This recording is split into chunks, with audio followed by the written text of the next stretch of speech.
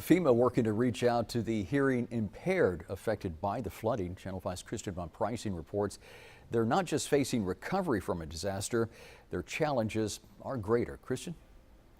FEMA is still trying to figure out how many deaf people are affected by the flooding. They say for anybody who needs it, they will get help. Some people didn't just get flooded. For some, communication during this recovery was a task in itself.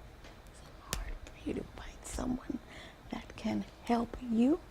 Many of the ways the rest of us communicate doesn't work for these people. It's hard because I don't know, who to call in the first place and how to communicate for emergencies or everything.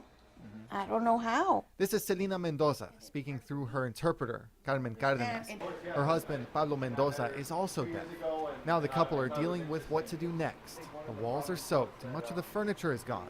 The water rose nearly a foot. We're starting to get mold and it affected you.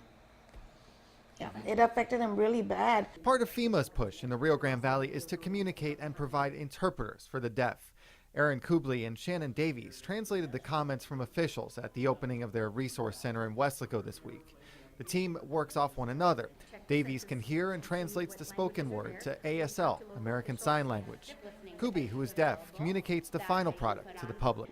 There's different challenges at every disaster, how we share information and contact our different community partners. Kubley says the FEMA Resource Center is open to phone systems used by the deaf. People are able to schedule interpreters as well. We know that deaf survivors, deaf hard of hearing survivors, deaf blind survivors, people with limited English or speak other language, they're survivors as well, and they need access to recovery. FEMA is still working to figure out how many people like Mendoza were affected by the flooding. Mendoza and her husband are working to bounce back. They just got their first visit from a FEMA representative. They didn't just flood. Their challenge is greater. FEMA says they check the census and reach out to local organizations that work with the deaf and disabled to try to understand how many people they're dealing with.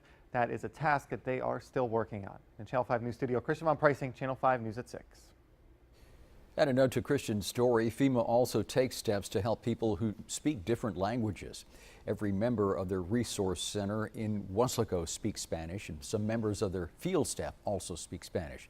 FEMA also tells us they have Vietnamese, Korean, and Filipino interpreters available based on the needs of the valley.